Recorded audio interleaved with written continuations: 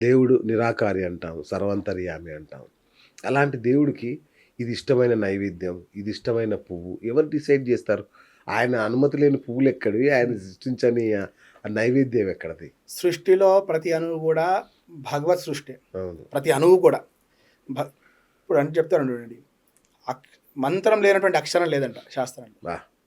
ఔషధం కానటువంటి మొక్క లేదంట భూమి మీద. కాబట్టి ప్రతిదీ కూడా ఏదో సమయంలో ఉపయోగపడే విధంగా ఉంటుంది. ఇక్కడ భగవత్ లీలలు కొన్ని చూస్తుంటాం, మానవులకు అర్థమయ్యే విధంగా భగవత్ లీలలు ఉంటాం మనం. కృష్ణుడు ఉన్నాడు, ఏం చేశారు? వెన్నని దొంగతనం చేశాడు అని వింటున్నాం.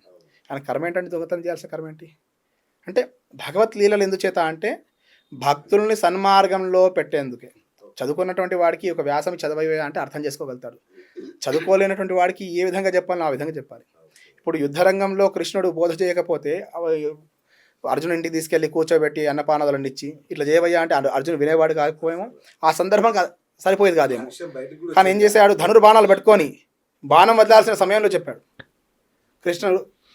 ఆ బాణం వదిలేసి ఆ సమయంలో భగవద్గీత బోధ చేశాడు, 700 శ్లోకాలు చెప్పాడు. అదే సరైన సమయం అంటే అదే సరైన సమయం. ఏ సమయంలో ఏ చెప్తే అది ప్రతిఫలాన్ని ఇస్తుందో, కాబట్టి కొన్ని తరాలు కొన్ని యుగాలు పోయినా దాన్ని మనం ఇంకా పాటిస్తూనే ఉన్నాం. ఇనుము బాగా కాలినప్పుడే దెబ్బ కొడితే అంతే కదా, చల్లారబడిన తర్వాత ఉపయోగం లేదు, మళ్ళీ యథాస్థితికి వచ్చేస్తుంది. కాబట్టి ఎట్లా మౌల్డ్ చేయాలనో ఆ టైం అనేది, సమయం, సందర్భం అనేది ఖచ్చితంగా చూడవలసిందే. సో అటువంటి సందర్భంలో ఈశ్వరుడు హాలాహలాన్ని మింగాడని చెప్పారు. కాబట్టి బాగా వేడితో ఉంటాడు, చంపే నీళ్ళు పోయేవయ్యా అని చెప్పారు. కృష్ణుడు వెన్న దొంగతనం చేస్తున్నాడు కాబట్టి మన తృప్తికి ఇవన్నీ కూడా భగవంతుడు నిరాకార స్వరూపాన్ని, ఆ తత్వాన్ని మనం లయం చేసుకోవాలంత వరకు. నిరాకార తత్వాన్ని కూర్చొని ధ్యానం చేయమంటే ఈ శరీరం కూర్చోదు, 100 పనులు చేసుకొస్తుంది. కూర్చున్న చోట ఏమవుతుందంటే మనిషి పరిపరి విధాలుగా చింతిస్తూ ఉంటుంది, ఎటో వెళ్తుందో మనం కంట్రోల్లో ఉండదు.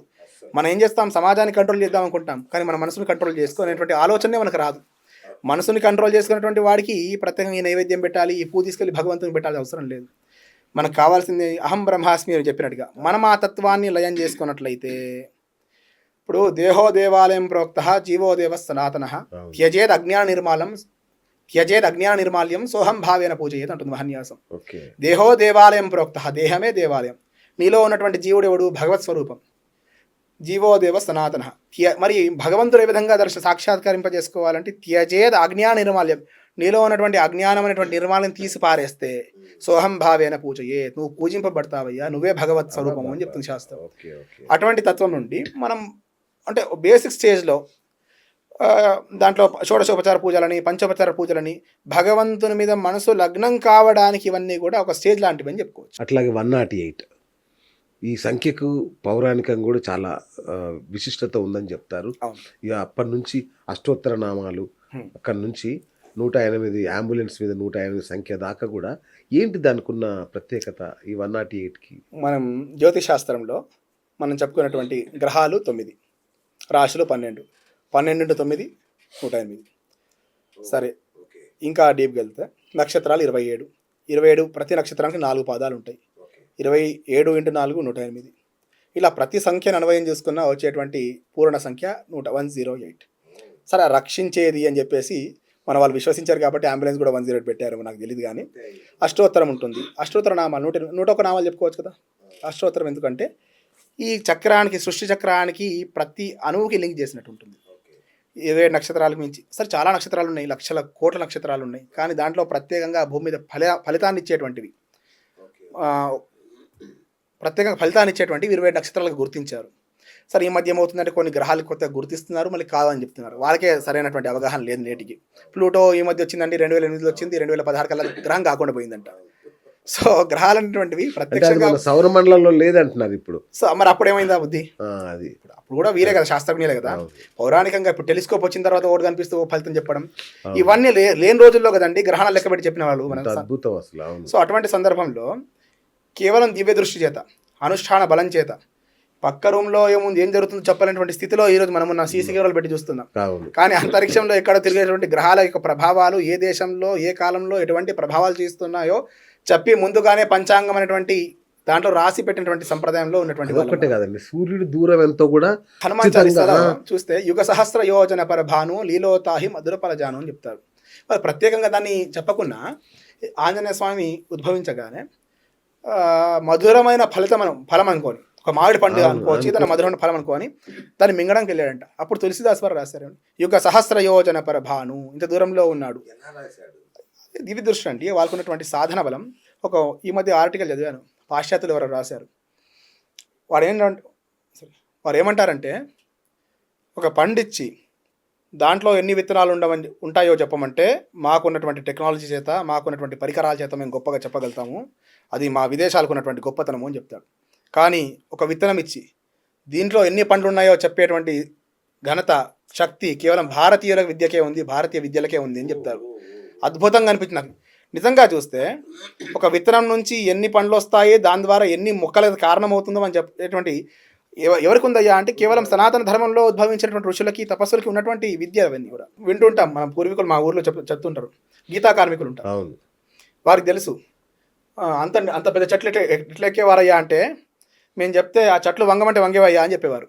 అదేమిటయ్యా చెట్టు వంగేవా అంటే సాధ్యపడేటివి. ఇప్పుడు ఈ రోజుల్లో కూడా అంతే కదా, వారికి ఉన్నటువంటి అంటే ప్రకృతిపై వారికి ఉన్నటువంటి కమాండ్, ఆ భక్తి అటువంటిది.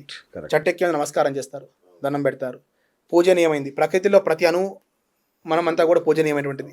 ఇంత గొప్ప సంప్రదాయంలో ఉన్నాం. కేవలం విత్తనం చూసి ఎన్ని పండ్లు వస్తాయి ఎట్లా చెప్తాము, దానికి ఎటువంటి పరికరాలు వాడము, దివ్య దృష్టితో చెప్పగలుగుతాం. అది సాధ్యపడతాయా అంటే డాక్యుమెంటేషన్ చేయడానికి అవకాశం లేకపోయిందేమో, చేయలేదేమో వాళ్ళు. కాదు గురుగారు, ఈ దివ్య దృష్టి, ఈ పుష్పక విమానాలు ఇవన్నీ అప్పట్లోనే చెప్పారు కదా, నిజంగా ఉండేవా? అంటే ఇప్పుడు జూమ్ కాల్లో చూస్తున్నాం, అప్పుడు ఇలా అని ఒక నీళ్ళలో కూడా చూసేవాళ్ళు. అంటారు చూడండి, నిప్పు లేనిదే పొగరాదు. ఓకే, సరే మనం ఊహనే అనుకుందాం. ఊహనే అనుకొని గాలిలో ఎగరవచ్చు అనేటువంటి జ్ఞానం మనకు కలిగింది అనుకుందాం. ఏ ఊహ లేకుండా ఎట్లా కలిగింది మనకి? సరే, ఏదో ఒకటి అక్కడ జరిగింది కాబట్టి దానికి అన్వయం చేసుకున్నాం. రెక్కల గుర్రం అని విన్నాం. నిజంగానే గుర్రాలు రెక్కలు ఉండేటివా అనేటువంటి ఆలోచన వస్తే, లేనిది అయితే కొత్తగా మనం సృష్టించలేము, సృష్టించినా ఎక్కువ కాలం అది మనుగడలో ఉండదు. సో ఇవన్నీ ఉన్నాయి. పుష్పక విమానంపై రావణుడు వెళ్ళాడు అనేటువంటి విషయాన్ని విన్నాం, ఊహ మనకు ఉంది. ఆ తర్వాత ఏమైంది కాలక్రమంలో, సరే ఆ విమానాలు వస్తూనే ఇప్పుడు సంచరిస్తూనే ఉన్నారు, అంతా చూస్తూనే ఉన్నాం. ఆ తర్వాత ఇంకేమడిగారు మీరు? అదే దివ్య దృష్టి. దివ్య దృష్టి విషయానికి వస్తే, ఇక్కడే కూర్చొని మనం ఎక్కడో విదేశాల్లో ఉన్నటువంటి వాడికి ముఖాముఖిగా మాట్లాడగలుగుతున్నాం. సో ఇట్లా చేయవచ్చు అనేటువంటి ఒక ఆలోచన ఉంటుంది కదా, అది ఎక్కడ ప్రారంభమైంది? ఇప్పుడు నేను ధ్యానంలో వచ్చినప్పుడు నేనేం చెప్తానంటే, నాకు ఎక్కడో ఉన్నటువంటి వాడి ఫ్రీక్వెన్సీ మ్యాచ్ అయింది, నేను వాడు ఒక చిన్నపాటి ఒక మెసేజ్ని ట్రాన్స్ఫర్ చేసుకోగలిగాము అని చెప్పారు. మన ఋషులు ఏం చెప్తారంటే, భగవంతుని ద్వారా వచ్చేటువంటి మెసేజ్ని మిమ్మల్ని పాస్ చేశాను, మీకు పాస్ చేశాను అని చెప్తారు. అంటే ఒక ఊహ ఇక్కడ, దానికి అక్కడ బీజం అంకురం పడింది. సో దానికి కారణం ఏంటి, ఎలా వెలుగు, ఏ నెట్వర్క్ ఎస్టాబ్లిష్ చేస్తే అది సాధ్యపడింది. సో దివ్య దృష్టి అని మన వాళ్ళు అన్నారు. ఇప్పుడు అనుకున్నటువంటి సులభంగా సాధ్యపడే విషయం కాదు. సరే, ఇప్పుడున్నటువంటి టెక్నాలజీ ప్రకారంగా చూసినా సముద్ర గర్భంలో నుంచి వైలు వేసి ఆ టెక్నాలజీ ఎస్టాబ్లిష్ చేశారు. కంటికి కనిపిస్తుందంటే కనిపించదు. సరే, ఇప్పుడు ఎవరికి అవగాహన అయినటువంటి వాడికి తీసుకొచ్చి నేను ఎక్కడ ఉన్నటువంటి మీ వాడు చూస్తే వాడికి ఆశ్చర్యం అనిపించవచ్చు తాత్కాలికంగా. సరే, ఈ కనెక్షన్ ఎట్లా ఎస్టాబ్లిష్ చేశారంటే దాని వెనుక అనేక శ్రమాలు ఉన్నాయి. ఎంతో సాధన చేస్తే కానీ సాధ్యపడలేదు ఈ టెక్నాలజీ కూడా. సో అటువంటి ఈ టెక్నాలజీకి ఇంత శ్రమ లేకుండా మనం ఎట్లయితే శ్రమ లేకుండా అది సాధ్యపడదో, అట్లాగా దివ్య దృష్టి అనేది కఠోరమైన దీక్ష, తపస్సులు చేస్తే వచ్చినటువంటి ఫలితం అది. అందుచేత ఆ భగవంతుని ద్వారా వచ్చేటువంటి సృష్టి రహస్యాల్ని ముందుగానే గుర్తించి చెప్పినటువంటి వాళ్ళు మన పూర్వీకులు.